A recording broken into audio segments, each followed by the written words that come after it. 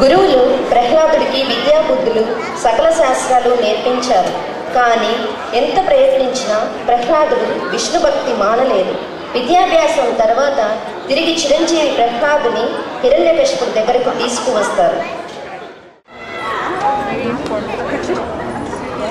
వినయవంతుడు, గురుభక్తి కలవాడు, అబద్ధమాడు, కోపం అసలే లేదు. మీరే పరీక్షించండి. కానీ ప్రహ్లాద, గురువుల దగ్గర బాగా చదువుకున్నావా? చదువుకున్నాను తండ్రి. ఏమి నేర్చుకున్నావు తండ్రి? చదివించినను గురువులు చదివితే ధర్మార్థ ముఖ్య శాస్త్రంబులు చదివినవి గలవు పెక్కులు చదువులలో మర్మమెల్ల చదివితే తండ్రి.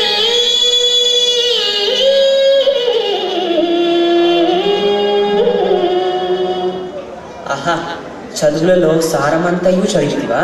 భలే, చదువుల సారం చెప్పగలవా? ఈ సంసార సాగరంలో దాటుటకు హరిభక్తి మించిన సాధనము లేదు కదా తండ్రి. ఈ లోకాల అన్నిటినీ సదా కాపాడేది ఆ శ్రీహరి. అతని చుట్టూ ఈ లోకం తిరుగుతూ ఉంటుంది. నా మనస్సు సదా ఆ శ్రీహరిని ధ్యానిస్తూ ఉంటుంది. ఆహా, ఎంత బాగా చెప్పావు చిరంజీవి. ప్రహ్లాద, నేను నీకు చెప్పలేదేంటి, నువ్వు చెప్తుందేంటి? ప్రభు, ప్రహ్లాద్ చెప్పుచున్నది నేను బోధించింది కాదు, హరిభక్తి మానవనే చెప్పి చూశాను.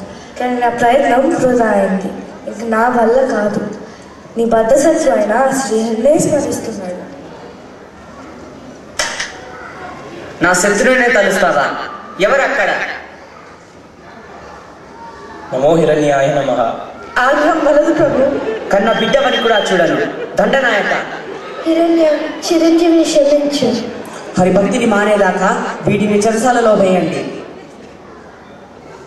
ప్రభు, ప్రహ్లాదుని క్షమించండి. ప్రహ్లాద,